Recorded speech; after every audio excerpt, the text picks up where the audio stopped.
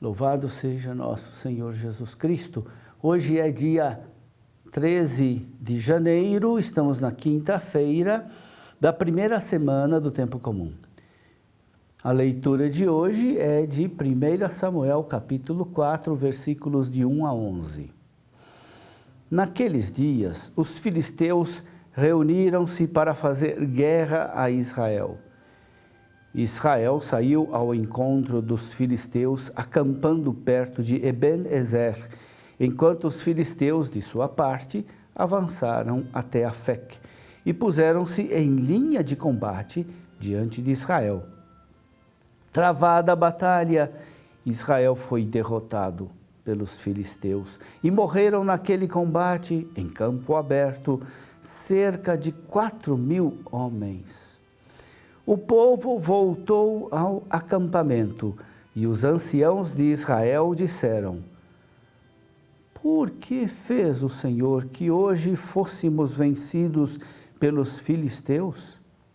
Vamos a Silo buscar a arca da aliança do Senhor, para que ela esteja no meio de nós e nos salve das mãos dos nossos inimigos.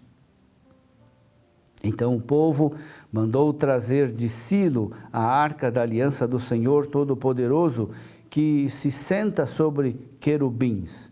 Os 2 filhos de Eli, Hofni e Finéias, acompanhavam a arca.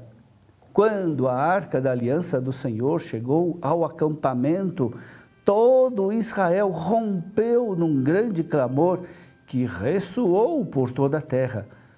Os filisteus, ouvindo isso, diziam: Que gritaria é essa tão grande no campo dos hebreus? E souberam que a arca do Senhor tinha chegado ao acampamento. Os filisteus tiveram medo e disseram: Deus chegou ao acampamento. E lamentavam-se: Ai de nós, porque os hebreus não estavam com essa alegria nem ontem, nem anteontem. Ai de nós, quem nos salvará da mão desses deuses tão poderosos? Foram eles que afligiram o Egito com toda espécie de pragas no deserto. Mas coragem, filisteus, portai-vos como homens, para que não vos torneis escravos dos hebreus, como eles o foram de vós. Sede homens e combatei. Então os filisteus lançaram-se à luta, Israel foi derrotado e cada um fugiu para a sua tenda. O massacre foi grande. Do lado de Israel tombaram 30.000 homens. A arca de Deus foi capturada e morreram os 2 filhos de Eli, Hofni e Finéias.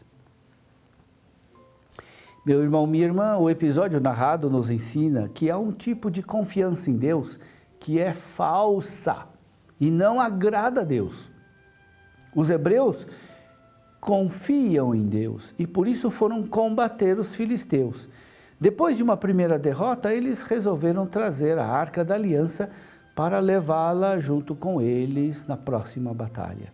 Eles esperam que a presença da Arca da Aliança possa assegurar a vitória.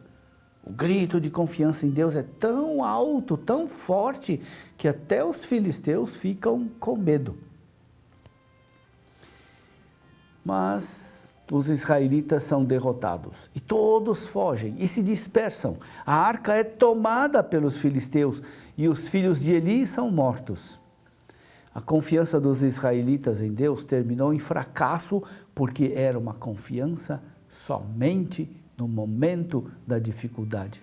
Não era uma confiança permanente e ela não era confirmada com um comportamento coerente com tal confiança. Deus não se agradou dessa confiança eventual e incoerente. Por isso a confiança dos hebreus era uma falsa confiança, uma confiança posta em Deus somente no último momento. Não é verdadeira. É preciso que a confiança em Deus esteja presente sempre. Além disso, confiar em Deus significa buscar sempre a sua vontade e ser generoso no seu serviço. Mesmo que a falsa confiança em Deus termine em fracasso, Deus se serve desse castigo para recomeçar uma nova etapa na história da aliança. A arca foi levada pelos filisteus. Parece o fim do povo, pois a arca era o que assegurava a unidade do povo. A situação era de desespero e tudo parecia perdido.